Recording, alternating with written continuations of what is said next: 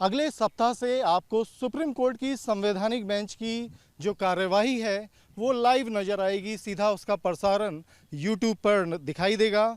एक ऐतिहासिक कदम है, ऐसा पहली बार होने जा रहा है जो सुप्रीम कोर्ट के अंदर जो भी प्रोसीडिंग चलेगी संवैधानिक बेंच में, संवैधानिक बेंच यानी जो लोगों से जुड़े मसले हैं उसके ऊपर जो डिटेल सुनवाई होती है उसका सीधा प्रसारण लोग यूट्यूब चैनल के जरिए देख सकेंगे।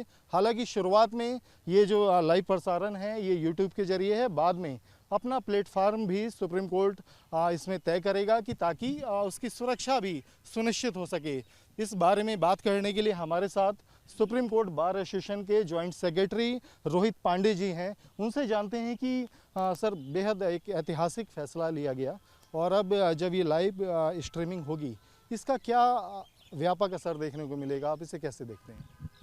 देखिए, सुप्रीम कोर्ट एपेक्स कोर्ट है।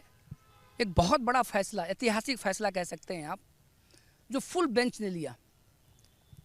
30 जजों की जो बेंच थी जिसमें अगुवाई किया चीफ जस्टिस ऑफ इंडिया ने, जिसमें इनोनिमसली डिसीजन आया, फैसला आया कि लाइव स्ट्रीमिंग होनी चाहिए सुप्रीम कोर्ट की प्रोसीडिंग का।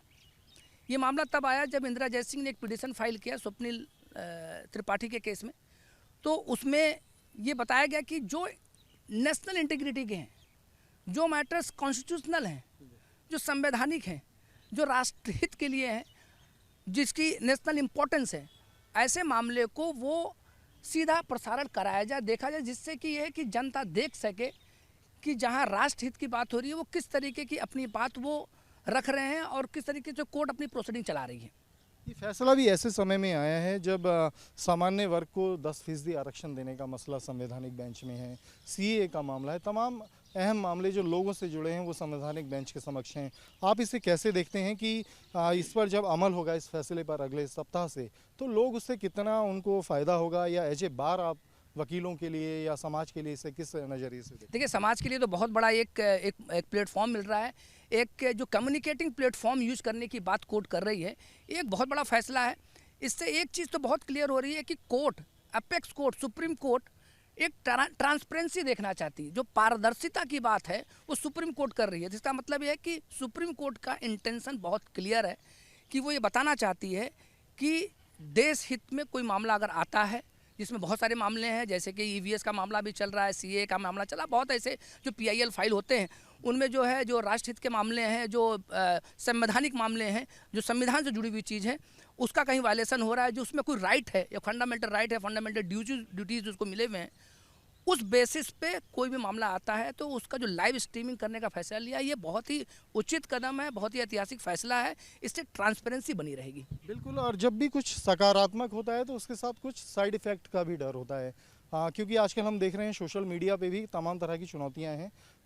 क्या इस बारे में सुप्रीम कोर्ट जो एडमिनिस्ट्रेशन है, जब लाइव स्ट्रीमिंग होगी तो क्या कोई कदम उठाए जा सकते हैं ताकि उस तरह की लाइव प्रसारण से कोई छेड़छाड़ ना हो? देखिए, सुप्रीम कोर्ट के लिए एक चुनौती भरा तो ये चीज़ है, कौन सी चीज़ रिकॉर्ड होनी चाहिए, कौन सी रिकॉर्ड नहीं होनी चाहिए। अभी जस्टिस चंद्रचूड़ जी ने एक अभी स्टेटमेंट एक दिया अपना कि कोई ऑब्जर्वेशन, कोई कमेंट, उसको जजमेंट ना समझा जाए, उसको कोई ऑर्डर ना समझा जाए।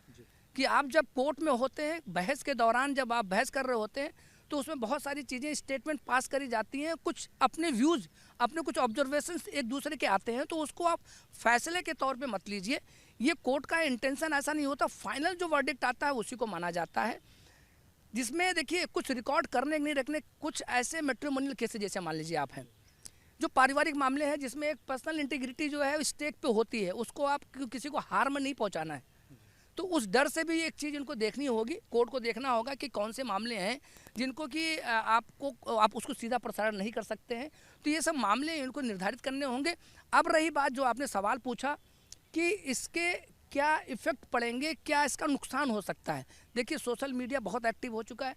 अब इसका देखिए मॉफ्ट करना, उसको जो है उसको दूसरे तरीके से तोड़ मरोड़ कर दिखाना, तो इसके लिए मुझे लगता है कि सुप्रीम कोर्ट को और कॉन्स्टिट्यूशन बेंच को स्पेशली इसकी एक कमेटी बनानी होगी, और इसमें क्या इसके, जिससे कि कोई क्रिमिनल ऑफेंस ना हो, कोई उसका रिपरकशन ना हो, तो इसको बहुत ध्यान में रखने की ज़रूरत है। रोहित, आपने बेहद अहम बात कही कि जब सुविधा आएगी तो उसके साथ चुनौतियां भी आएंगी। और अभी तक की जो रिपोर्टिंग होती थी संवैधानिक बेंच की, हाँ, मीडिया के कुछ जिम्मेदार लोग जो अंदर रहते हैं चीज़ों को समझना, चाहे वो कथन हो जस्टिस का, उसको उस तरीके से पेश करते थे। अब जब वो लाइव स्ट्रीमिंग होगी, सोशल मीडिया बहुत एक्टिव है, कौन किस चीज़ को कैसे इंटरप्रिटेशन करता है, किस तरीके से प्रस्तुत करता है, ये तमाम चुनौतियाँ रहेंगी। क्या उसके लिए कोई कमेटी या कुछ ऐसी समिति बनाई जाएगी जो उस पर नज़र रखे? बिल्कुल, मैंने आपसे पहले भी कहा कि कमेटी बनाना और उसके लिए क्या उसकी अगर इसका गलत इस्तेमाल होगा तो इसके क्या असर होंगे और क्या ऑफेंस बनेगा और ये कहाँ पे इसके लिए क्या इसके लिए दंड का प्रावधान किया जाएगा, ये भी चीज़ें दिखानी पड़ेंगी। क्योंकि देखिए बहुत बड़ी चीज़ है, क्योंकि सोशल मीडिया को रोकना, अभी देखिए जिस तरीके से अभी पार्लियामेंट भी अपना कुछ डिसीजन लेने जा रही है कि कोई जो ये सोशल मीडिया प्लेटफॉर्म जो यूज कर रहे हैं लोग उसका गलत इस्तेमाल भी कर रहे हैं, तो उस पर भी कुछ फैसला आने वाला है वहाँ का भी, तो वो भी देखेंगे। अभी इंतज़ार करने की ज़रूरत है। और इसमें एक बहुत बड़ी चीज़ क्या है कि हमें आपको एक बहुत बड़ा फैसला आया तो उसका स्वागत इसलिए करना चाहिए क्योंकि अब हमें ट्रांसपेरेंसी जो हमें दिखती नहीं है, हम किसी से सुनते हैं, तो वो चीज़ अब सामने आपको दिखेगी, जिससे कि आप समझ सकते हैं कि कोर्ट देश हित के लिए हमेशा सोचता है।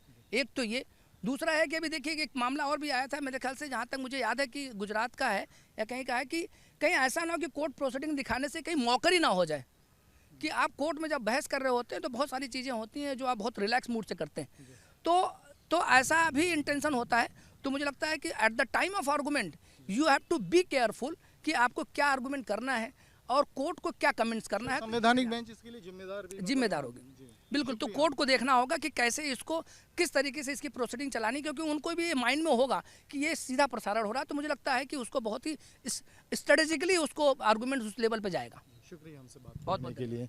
Joint secretary Rohit Pandey, supreme court bar association, उनसे हमने विस्तार में बात की कि जब ये सुविधा शुरू हो रही है जो कि ऐतिहासिक है, पारदर्शिता बढ़ेगी तो उसके साथ कुछ चुनौतियां भी आएंगी। हालांकि सुप्रीम कोर्ट ने साफ कहा है कि शुरुआत यूट्यूब से होगी, लेकिन आने वाले समय में जल्द एक ऐसा प्लेटफॉर्म तैयार किया जाएगा जहां इस तरह के खतरे ना होने की जो आशंका है वो ना रहे। वीडियो जर्नलिस्ट सुमेंदर के साथ अवनीश चौधरी, न्यूज़ नेशन दिल्ली।